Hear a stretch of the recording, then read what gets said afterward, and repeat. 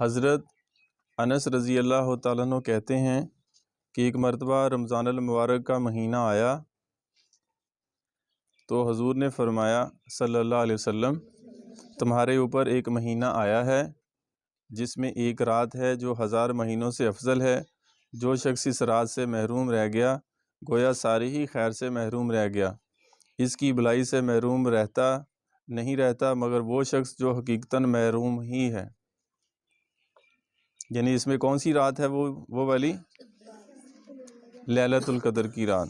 تو اس لیے اس میں کوشش کرنی چاہیے کہ یہ آخری عشرے کے اندر شروع ہو رہی ہے۔ اس کی جو دوسری حدیث ہے وہ ہے نبی کریم صلی اللہ علیہ وسلم کا ارشاد ہے کہ شب قدر میں